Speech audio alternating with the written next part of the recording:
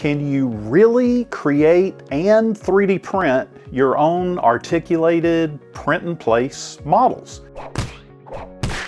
What about slidey, fidgety models? And can you do it in the slicer? Easy. Well, the answer to all those questions is yes, sort of. Now, it's not quite as easy as, say, copy and paste, but before we get too deep into all of this, I do want to explain a few things.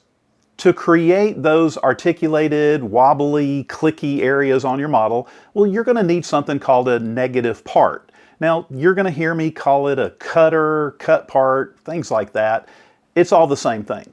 There are a number of ways you can do to get all of this done, but I'm basically just going to stick to my main three. And I decided to give them some really super descriptive titles to help you remember. Number one, add and print.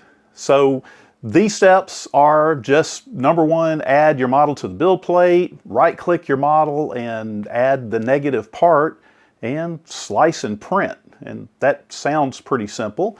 Then there is method number two, merge and change. So you're going to add your model and a cutter to the build plate this time. You want to merge the model and the cutter together. Then you right-click only the cutter, and then you're going to want to change the type to negative part. Then you can slice and print. Then there's type number three. You can merge and mesh. So again, add your model and cutter to the build plate, merge them both together, but this time you're going to mesh boolean and then subtract the cutter from the main part. Again, slice and print. Of course, that was very simple, and there's a lot more to it, like aligning and scaling and all of that, but that gives you the basics of each method. Now, number three, that's my favorite method, and I think it's easier and quicker to just do a mesh boolean subtract, especially since you're not going to then select every little piece. And this also allows you later to separate to parts and makes it easier to color before you print. Now, in doing all of this, I found a couple of things I needed to remember that really helped a lot, and I think they're probably going to make things easier for you too. To keep this video from being too long, you can pause the video now, take a screenshot for future reference. To get you started, I have 4 versions of pretty much the same tool. Now, they all create articulations, but they do it in different ways, and they do it for different purposes. I thought it might be cool to add all 4 to my steampunk dragon, and that way we can see them all in action on one model. Now, to make it easy to see which one is which, I used tip number 6, and I colored each negative part with their own color. So let's run through all 4 tools before I tell you about the massive mistake that I made. It's time to get real. The rectangular articulation tool in orange comes with 3 different variants, and that helps you dial in some tolerances or the clearances for your cuts. You get tight, standard, and wide tolerance versions. I stuck with number 2 standard, and with a little resizing, I think it looks great under the horns there. I wanted to see how it looked in a few other spots, and even got creative on the back legs, and I turned them kind of up 90 degrees to fit in a little bit better. And that reminds me of tip number 7, rotate.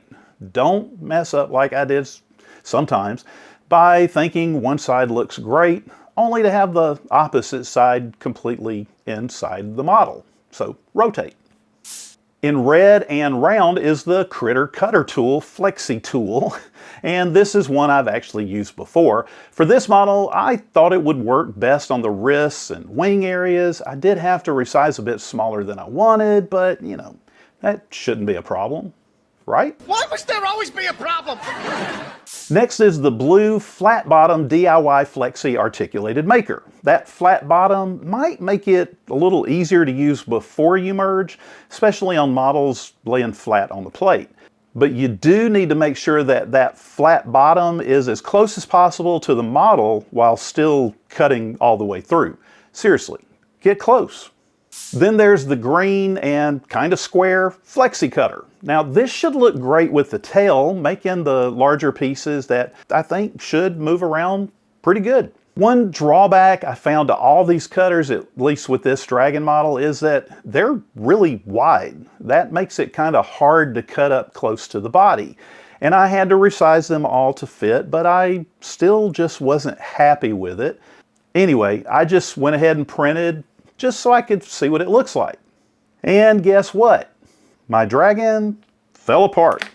I think my biggest issue was with the round cutters. At that small size, they're just too thin. And since I don't give up easily, I resized it to fit the build plate on my H2D and got pretty much the same result.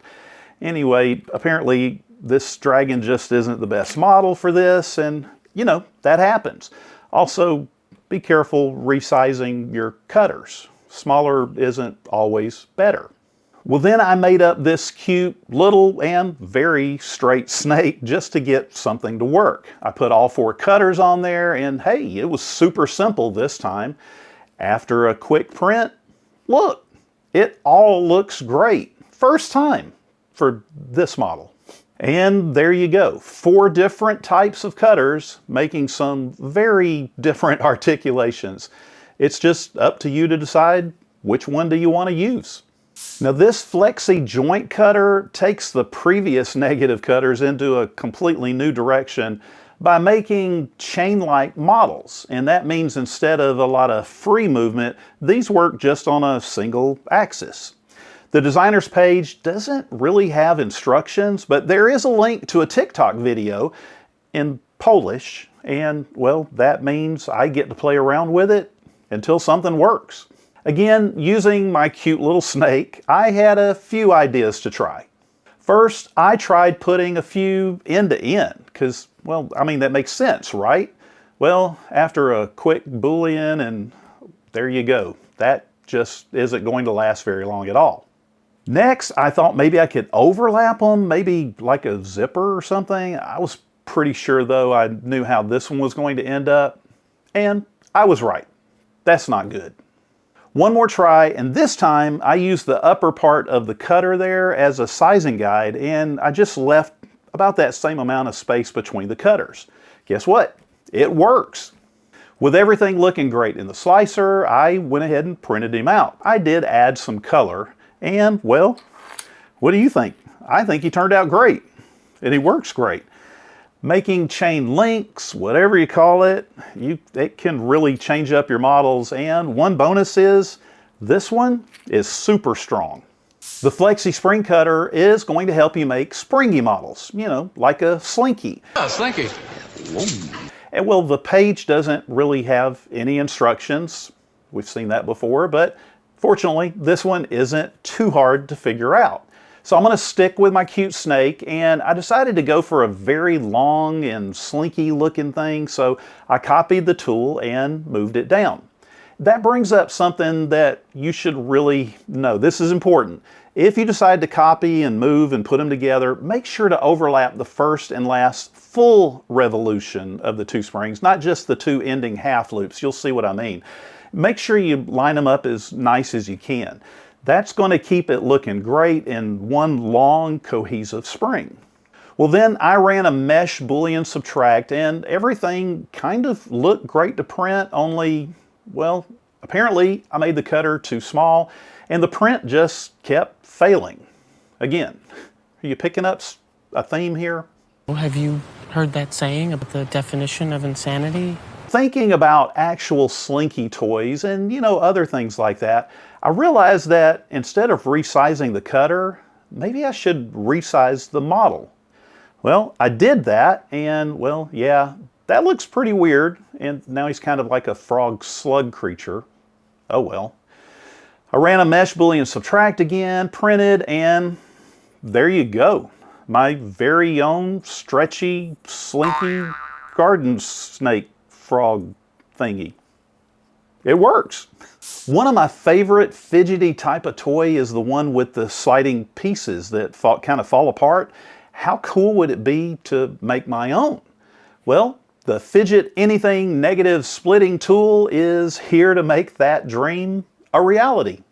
Now, getting started, I think there's something you should know. Don't resize. I mean, it actually tells you on the website to not resize and, you know, all of that. But I still did it anyway. Again, I learned nothing. promptly ignoring the directions, I made a 35mm square, resized the tool, printed it, and, well, now I have a solid, non-moving 35mm square. Cool! Looking at the instructions, well, it says that your object should be at least 50 by 85mm, and you can go as big as 200 by 100mm. So, in other words, resize your model, not the cutter tool.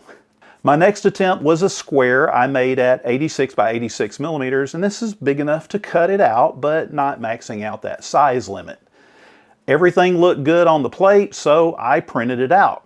But apparently I missed something because there's one corner on here that just did not print right. I don't understand exactly what happened, but it's not a problem, you know, just for testing, except I had a hard time getting all the pieces to break free, although at one point I did break a fingernail. Oh, my poor little baby! I'm not going to just leave it there, so I tried again.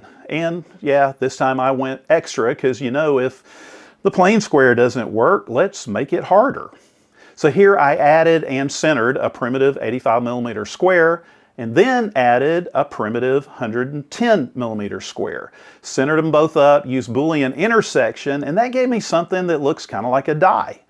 Die? Dice? No, die. Oh, this movie's too complicated. Also, to help those cuts have a little more room in there, I added 0.10mm to the XY hole compensation. In Orca Bambu, that's under the Quality tab, just near the bottom, or you can search for it.